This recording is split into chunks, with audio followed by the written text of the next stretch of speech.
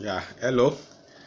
Once again, I want to talk about some things about this life, some of my beliefs anyway, because I'm not the maker or the creator of this world, so I suppose that most of the things I'm sharing they will be from experiences that I've gathered in this my short life. So, and besides that, I suppose too that from people that I've spoken to, people that I've related with, especially my parents, and yeah, especially my parents and uncles. Yeah, they may have shaped some of my own beliefs.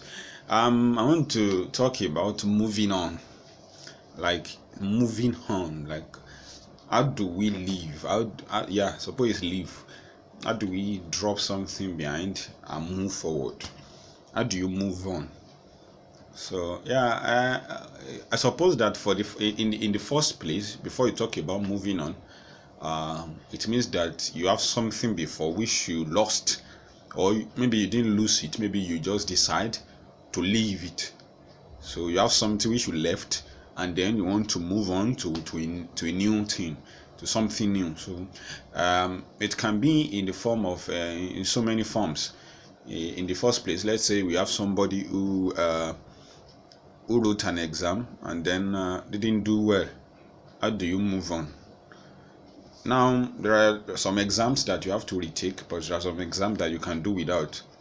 You have been planning to read medicine as long as you can remember, but suddenly it doesn't work out. So you are thinking that should I move on to another course or should I try again?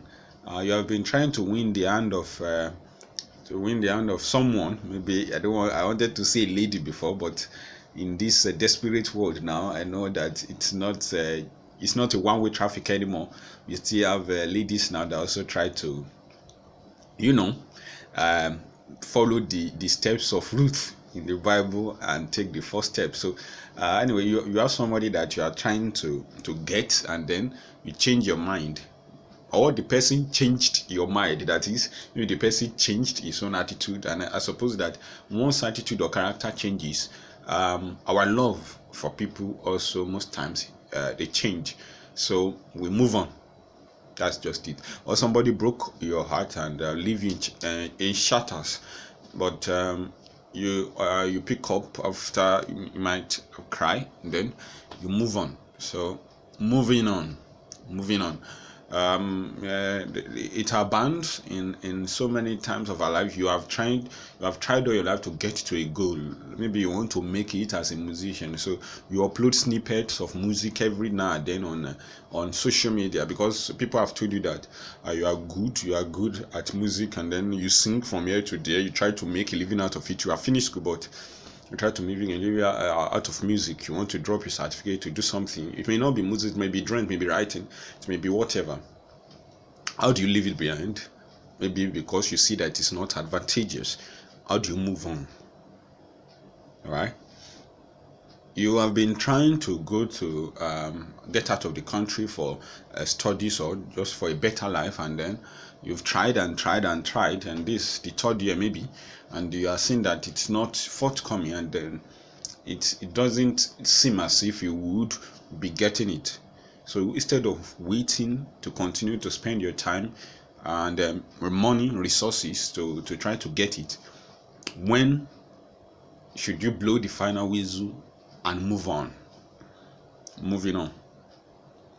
So when do you leave? When do you go to the next step? In my own little way, one thing I would like everybody to, one thing I always share with everybody is, humans, we are made to go forward. That is why it is very hard.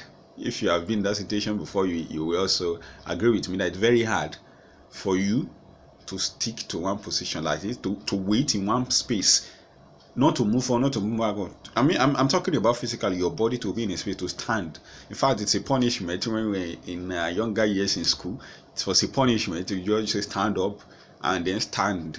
Don't move forward or backward. You see, some people, they prefer to be beaten than to be told to stand just like that, just to stand like that. So humans, we were created, in my opinion, that's what I believe. I believe that we are created to move, to just go to move. Hopefully it is move forward. So that's what we are talking about today. How do you move forward? How do you move on from something that was in your past before? How do you get to the future? How do you leave it behind? And now, if you remember, or if you believe that every human can actually move forward, can actually leave something behind and move on, it will help you a lot, because once something happens, you are already settled in your mind that, well, I will live on, I will move forward, life will go on for me. It may be a disappointment that you couldn't get abroad, life will go on for me. It may be a disappointed that you couldn't get that course that you have been trying to get, medicine maybe, or engineering, life will go on for me. It may be a disappointment that you did not succeed with your skills, at least not yet, life will go on for you. It may be that somebody that you so much love and you are hoping and praying that you end up with left you, life will go on for you. I always make this analogy of Romeo and Juliet. For those who are familiar with the story, the two of them, they kill each other at the end of the story. I hope that's not a spoiler alert. I don't think there are people that have not read it or at least have an idea yet. So they kill each other at the end of the story, and the two of them died in that story. And one thing I always tell people is that, assuming that Romeo, Juliet, when they saw Romeo that he was half dead or pretending to be dead, assuming that she didn't kill herself, he would have moved on. And assuming when Romeo woke up and saw that Juliet was dead, assuming that he didn't kill himself, I'm telling you, in the next chapter of that Shakespeare classic, Romeo would have married some other girl, maybe Catherine, or maybe Princess, or some other name. But that's just the truth. So we stop. That's something that we need to remember when we're trying to compare our life with novels and movies. Movies stop halfway. Movies doesn't stop. The end of every story is death. So if someone has not died yet, you can't conclude that that's a positive end, because something else could have happened, and the writer would just stop there, and then they ended up happily ever after. What is happily ever after? In the next 3 chapters, the two of them divorced. So okay, that's just by the way. What I'm saying is that I believe that we can all move forward, but it's better when you are moving forward to first of all cast off what I call a burden or the yoke of the past. When I say cast off, I mean cast off completely. You cannot say, in the case of the person in a relationship, you cannot say, okay, let me move forward, maybe he will come back to me, or she will come back to me in the next 2 years. That is dangerous. That is ill-advised. You cannot say that, I didn't get to UK this time, maybe I will try again next year.